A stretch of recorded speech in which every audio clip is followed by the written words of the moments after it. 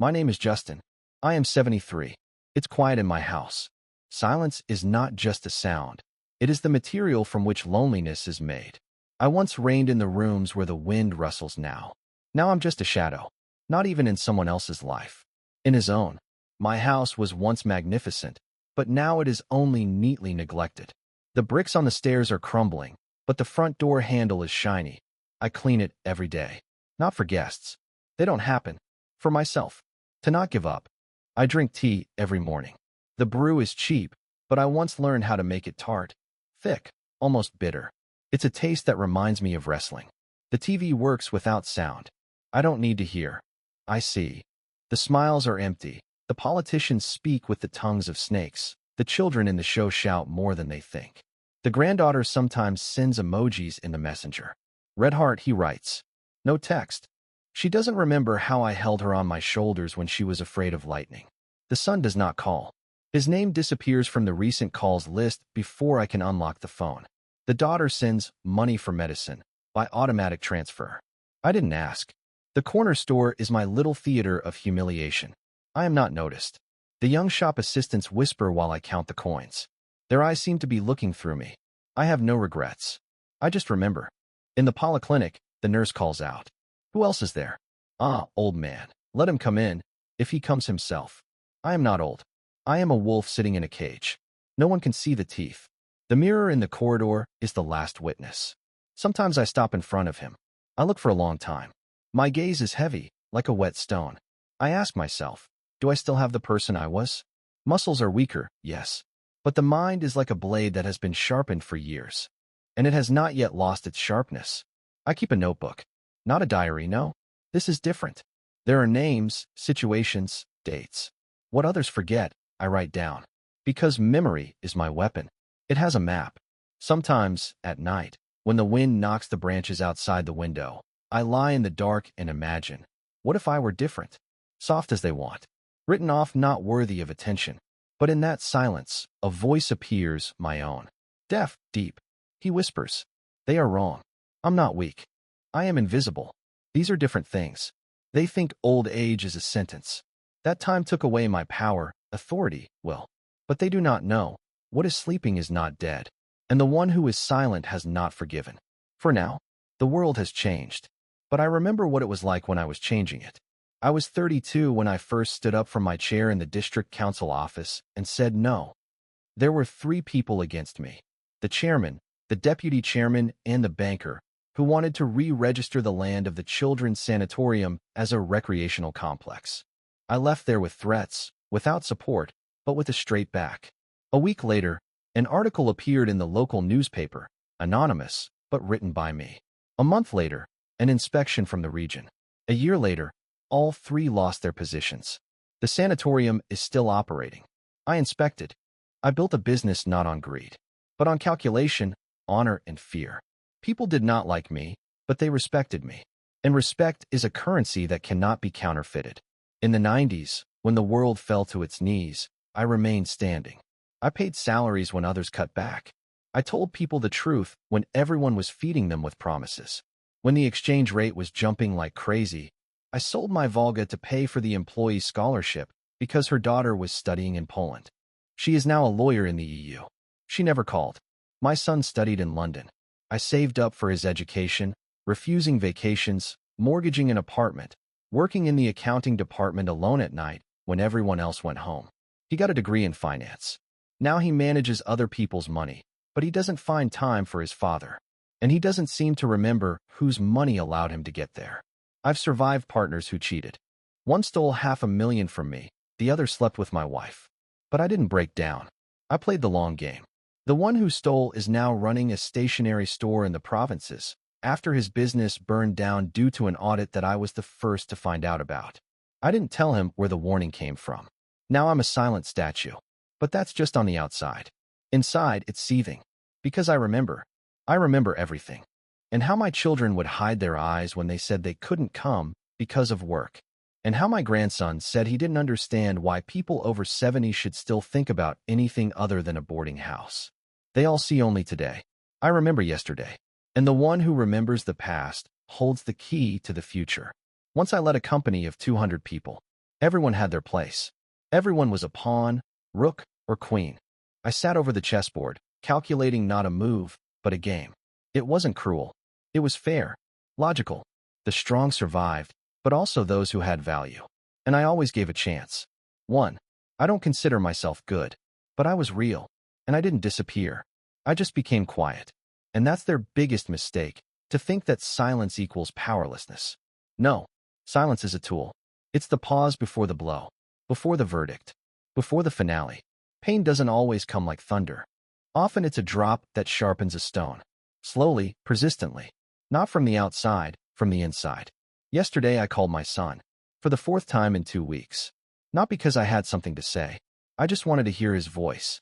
To see if he'd remember. Hi, Dad. I'm in a meeting right now. Can you write? And click, beeps. I didn't write. A few days ago, I asked my grandson to help me set up the tablet.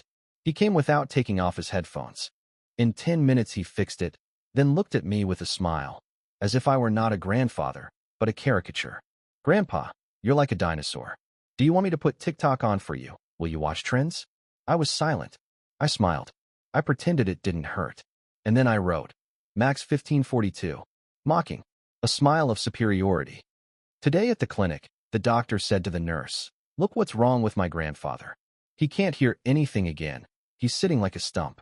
I heard everything. I was just looking out the window. I clenched my jaw so hard that my temple hurt. At the bus stop, I dropped a bag of apples. A woman in her 30s, in a coat, with an iPhone, stepped over them. As if they weren't fruit, but rotten leaves. Excuse me, I whispered. She didn't turn around. I keep a diary. Every date, every name, every humiliation, not in tears, but in words. These aren't just notes. They're an inventory. I study their reactions. I write down their faces, their facial expressions, the words they can't control. I even note the timbre of their voice when they break down. They don't understand. Their every gesture is like a nail in a board.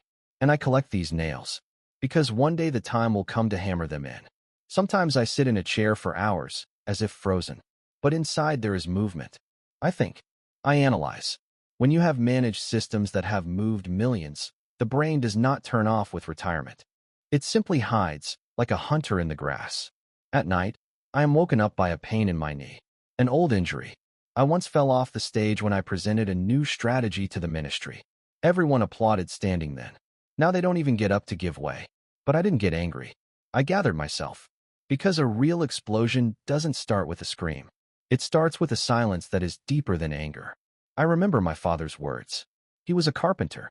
He used to say, the greatest strength is not in the blow, but in the moment when you hold the axe and have not yet struck.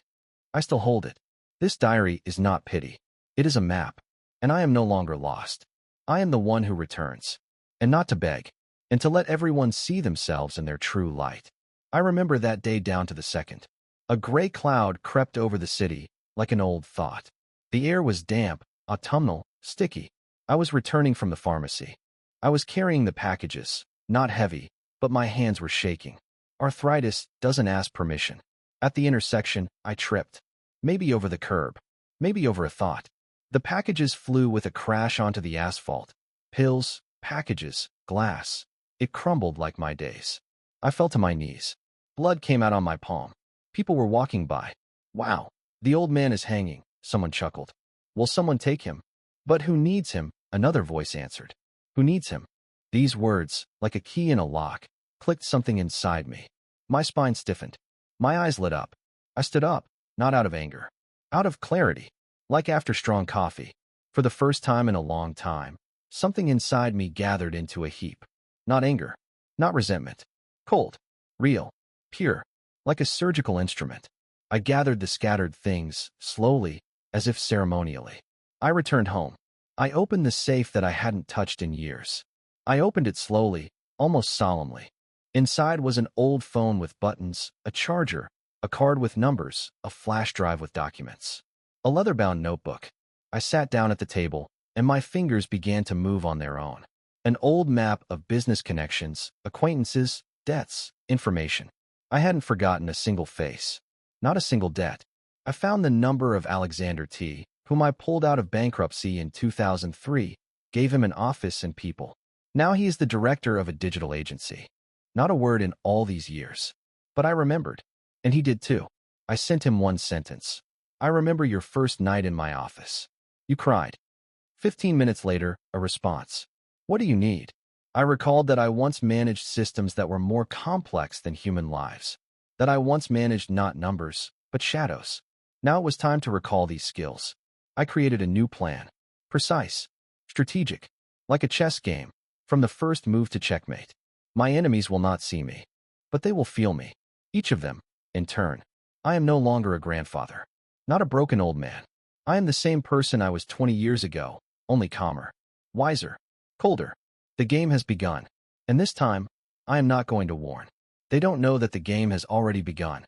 They are still smiling, shaking hands, buying new suits. It seems to them that the world still belongs to them. But I am already inside their systems. I am a virus in the code. A mistake in logic. A knot in the shoelace that you can pull, and everything will be untied. The son works for a large consulting company. Until recently. Because last week, internal correspondence became publicly available. Emails in which his name appears, manipulations with reports, inflated statistics for a budget client. Anonymous source. Encrypted file. No one saw who did it. I saw it. A day later he was called to clarify the circumstances. 2 more days later, his card was deactivated. He called me. For the first time in months. Dad, there is some kind of mistake here. I listened. And remained silent. The grandson, Max, signed a contract for advertising through his page on social networks. But suddenly it turned out that someone had published his old posts humiliating veterans, clippings of comments to girls, screenshots from chats. Everything is documented. Everything is authentic. His image is ruined. The brand refused a few hours after the drain. His reputation is like glass after a blow. And he is like a boy who lost his way home. I am not a hacker, but I know who to ask, and I know what to offer them. Debts are an old thing, but they are heavier than gold. My diary has become a map. Connected lines. Threads. Dates. Names. I am no longer just a player. I am an architect. I am a shadow dancing behind their backs when the light is directed at someone else. They hear my footsteps, but they don't know why the ice is crunching under them. They sense that something is wrong. They start to ring. More often. The voices in the receiver sound lower, more nervous. Dad, we would like to meet. Grandpa, how do you feel? They don't understand that this is no longer payback. This is a return. Not mine to them, but theirs to themselves. I simply create mirrors. And in each of them, they see not the old Justin, but their own essence. The real one. Rotten. And they can no longer ignore it. My house is filled with tension. Like before a thunderstorm. The phone vibrates frequently. I don't answer. Silence is my blow. And silence is the loudest punishment. They are afraid. Because they don't know who is doing it. They don't see. Which means they can't defend themselves. I am invisible. But tangible, like fear in their chests. I didn't destroy physically. I simply showed them the truth. They built their lives on illusions. I destroyed these illusions. Like one right touch, and the house of cards disappears. Now they are staring into the void. And in it, I see myself. They gathered without an invitation. First the son called. Then the daughter. Then the daughter-in-law, as if by chance. We all thought it would be a good idea to visit you, Dad. Just like that. Just like that. These words sounded in my head like a joke. They don't guess. Or they pretend. They came with boxes of cakes, with expensive thermoses of coffee, with smiles that were never addressed to me.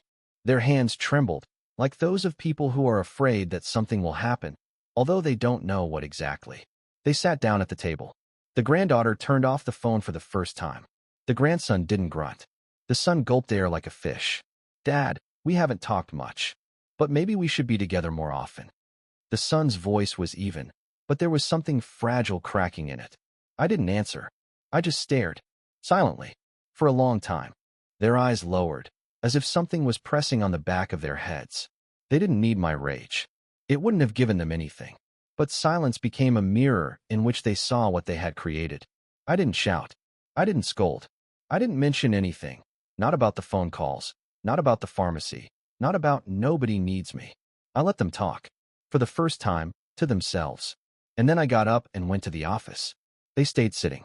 Like children who had finally realized that their father knew everything. I opened the diary. Page after page, entries, names, time, date, reaction, a brief description. On the last line, new handwriting. Calm. Revenge wasn't the goal. It was a mirror. I didn't punish. I simply allowed the truth to reach where it was never expected. I put down the pen. I closed the cover. I heard my granddaughter's laughter in the hallway. Quiet. Not the kind that sounded mocking, but like a timid attempt to turn back. The office door was left slightly ajar. I sat in a chair. I took a cup of tea. I sipped it slowly, without emotion, because the deed was done, not out of hatred, but out of principle. Old age is not a shadow. It is height. Up there, you can see everything. Who betrayed, who forgot, who broke down. But you can also see those who learned, and those who still have a chance. I do not forgive, but I do not take revenge. I am a reminder, and no one else dares to forget that I was. I am, and I will remain. Subscribe and like this video, more interesting revenge stories of elderly people coming soon.